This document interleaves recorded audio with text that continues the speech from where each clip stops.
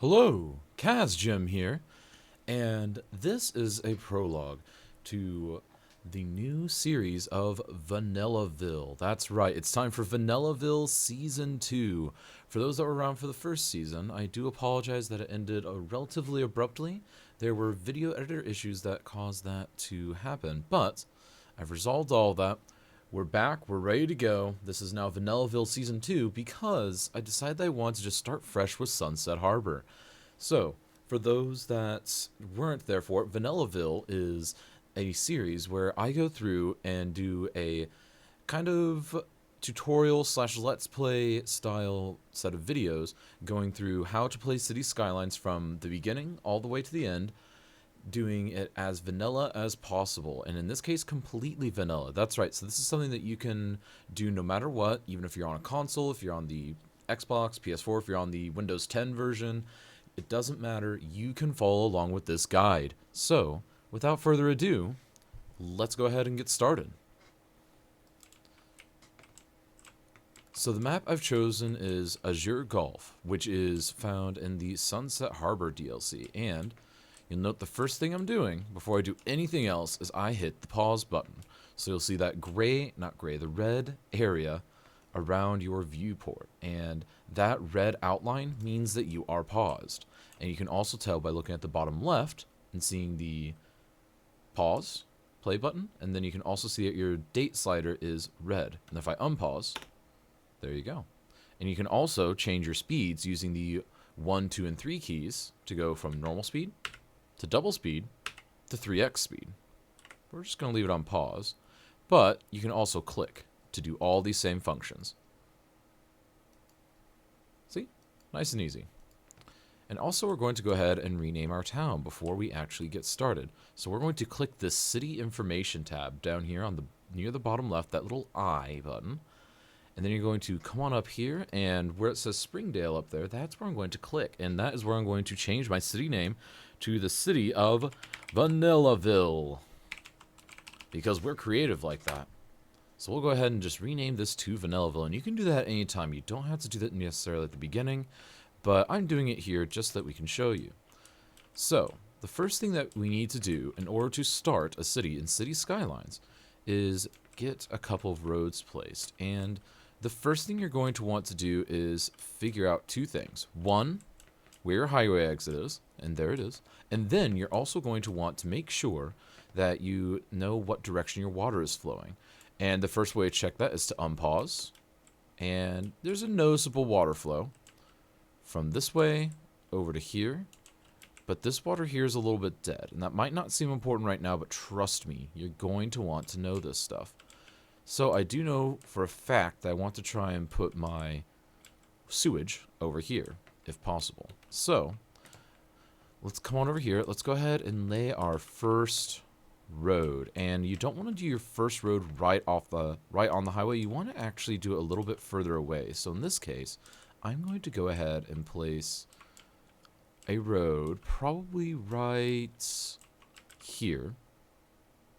I'm going to back up a little bit. We're going to put it right about here. I recommend trying to use these grid lines just to lay out your first couple roads. There we go.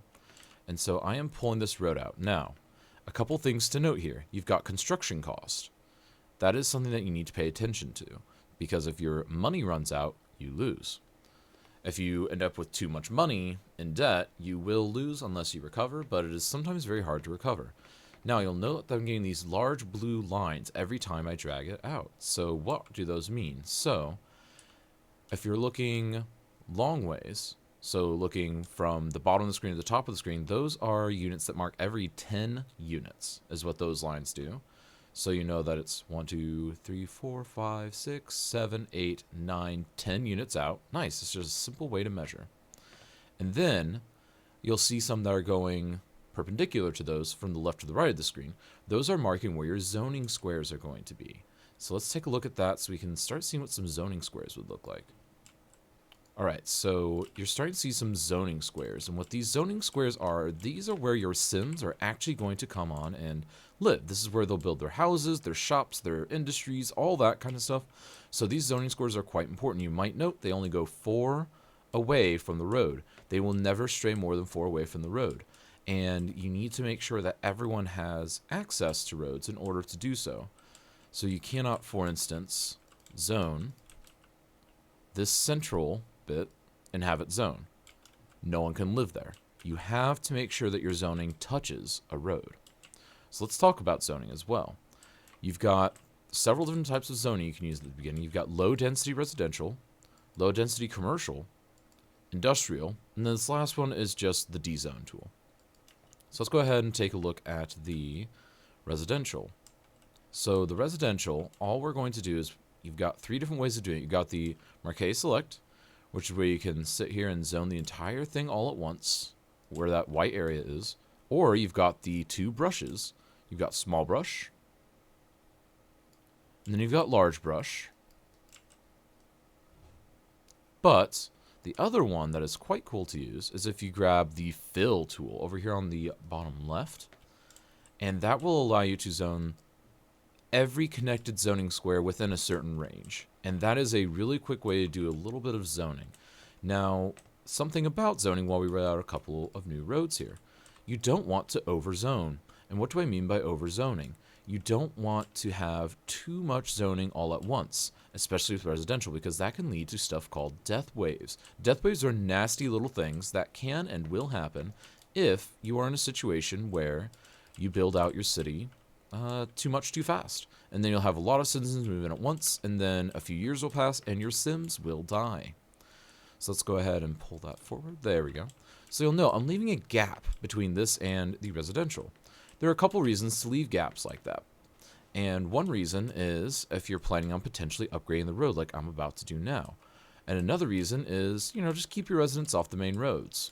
And a third reason would actually be because main roads are a great place to put your commercial buildings. So let's go ahead and talk about getting this upgraded, and then we can talk about commercial buildings. So first thing we're going to do is we're going to demonstrate this larger road. This is a 4-lane road and avenue. This is great, and you can find it in the second tab of your roads interface. So now let's go ahead and pull that across and take a look at it.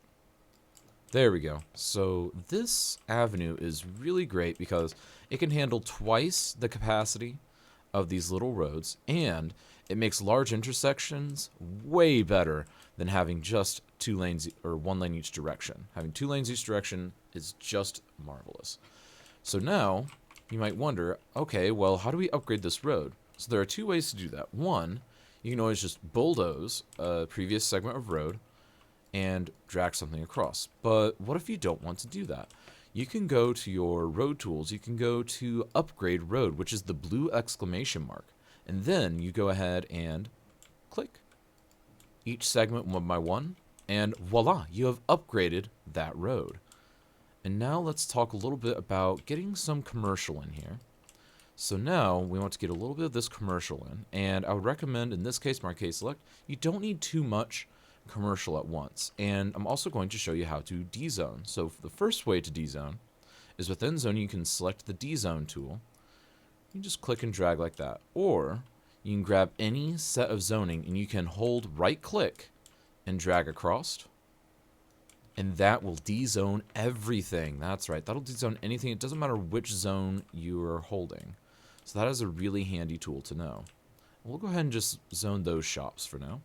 And now we've got to connect to the highway. So let's go ahead and do that. We've got a few things right here. We've got the 2-lane one-way road. This is unfortunately the only option we have for now, but we will have more options in the future. For now, though, what we're going to want to do is just drag this straight forward, as straightforward as we can.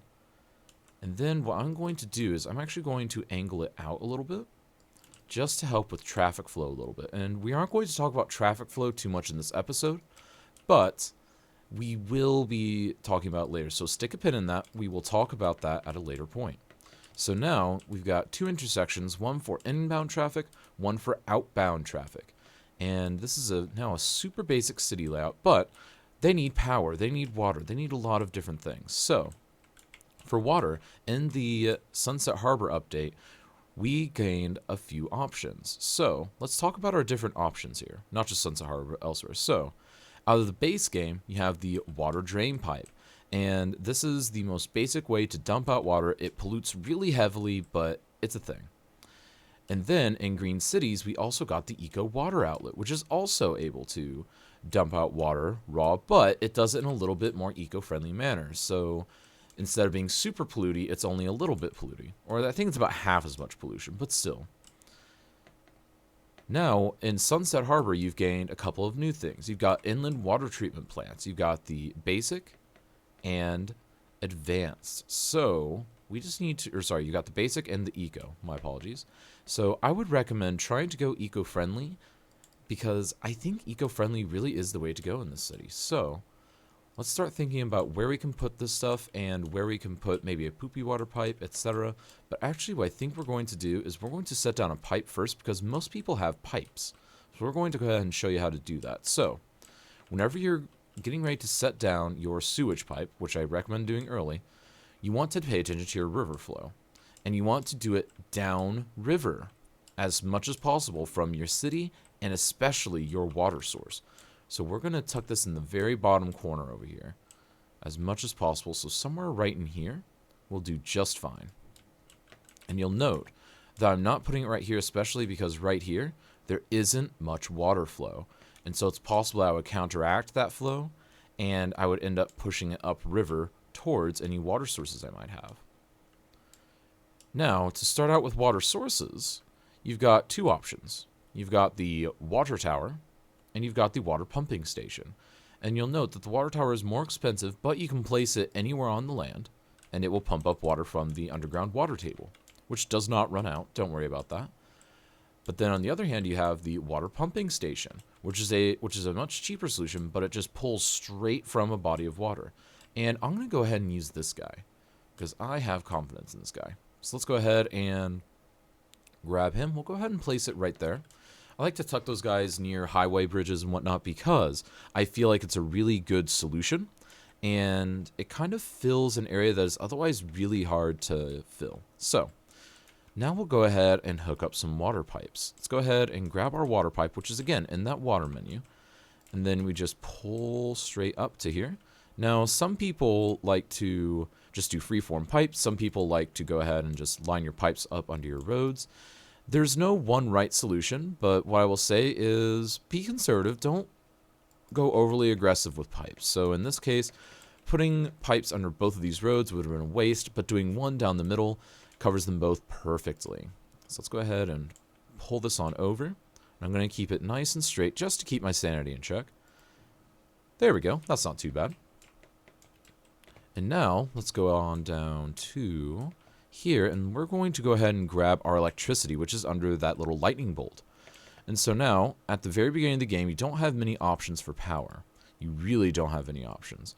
So you've got basically green wind turbines or cheap and dirty coal power plant. And I say cheap and dirty because it's cheaper in the long run on your immediate costs. But immediately, I'm going to go with just a wind turbine because I'm really feeling it. Because check it out. We've got all of this land that is really ripe for putting down some wind turbines. So let's go ahead and get a couple of those in.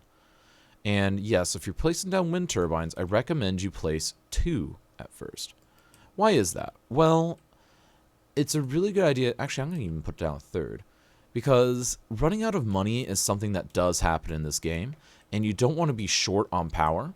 So what I recommend doing is place all 3 while still paused, and then you're going to select 2 of your wind turbines.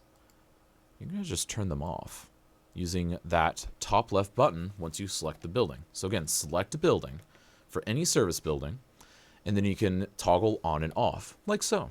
There we are. And now those buildings are offline. And let's go ahead and drag some power lines as well.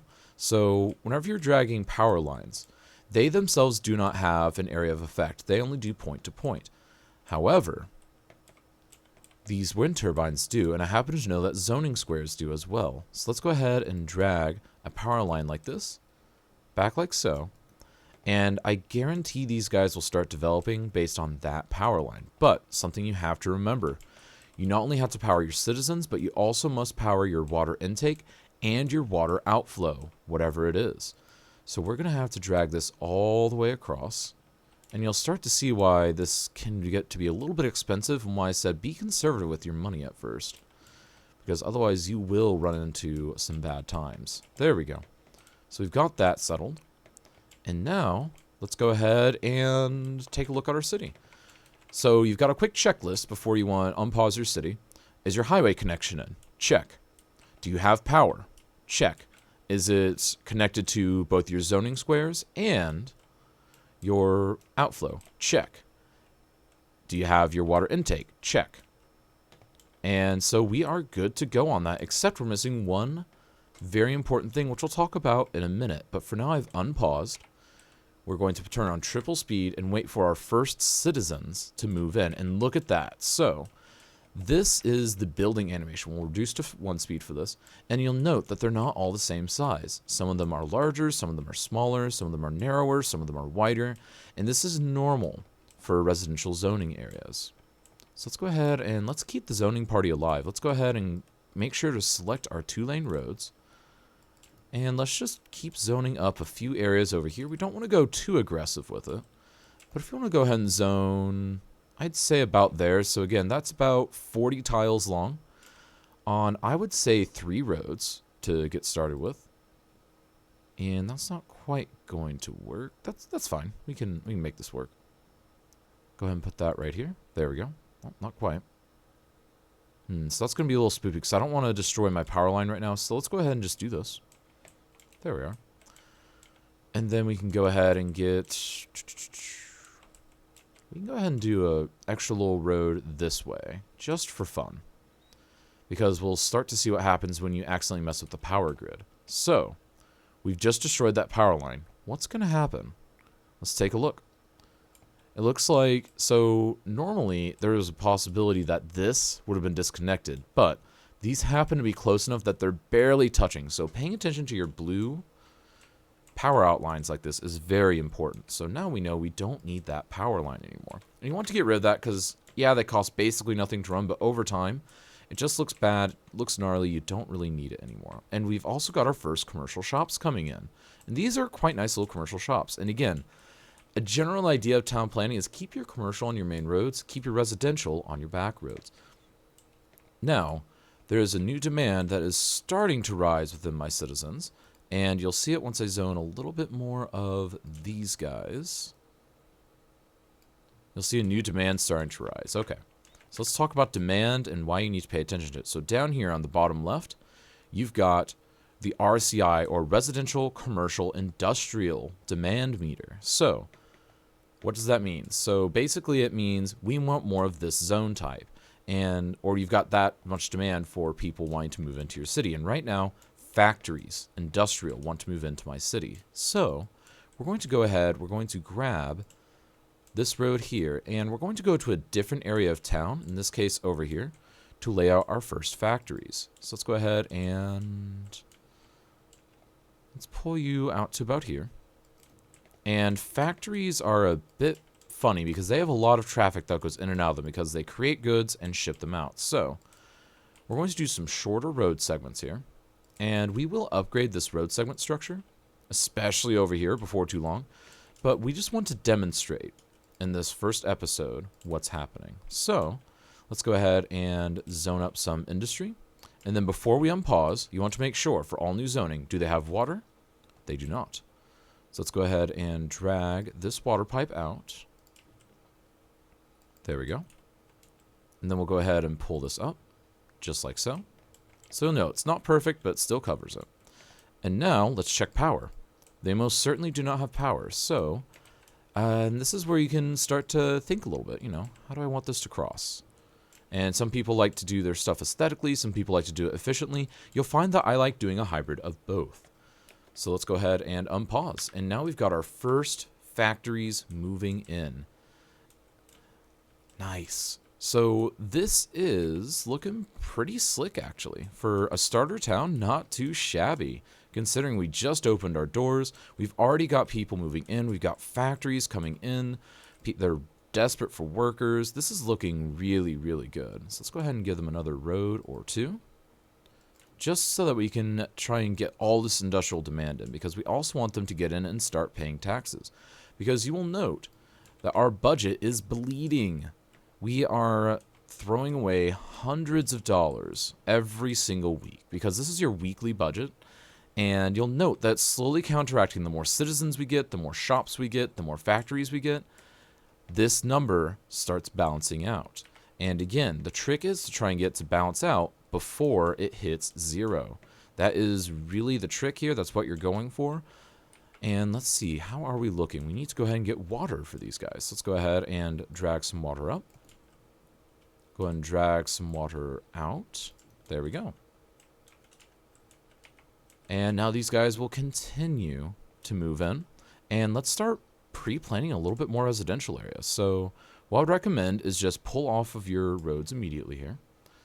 And let's go ahead and say you can pull out to about here. We'll have you pull back to about here. Actually, we'll pull to here. And we'll just do a different set of roads right here. We're going to have these go parallel to that main road. And you'll see what the advantages and disadvantages of are this as we go. And now we've reached Little Hamlet, which is the first population mile marker. And at this point, we unlock a bunch of stuff, and we're actually going to go ahead and cut the episode right there because we've achieved the first milestone, we have started our city, and we are off to a glorious, glorious start. And so, folks, thank you so much once again for tuning in to this prologue episode of VanillaVille Season 2. And until next time, this is Cazgem signing out. Be sure to catch us live on twitch.tv Monday through Friday starting at 9:30 a.m. U.S. Chicago time. And until next time, this is Cazgem signing out. See ya!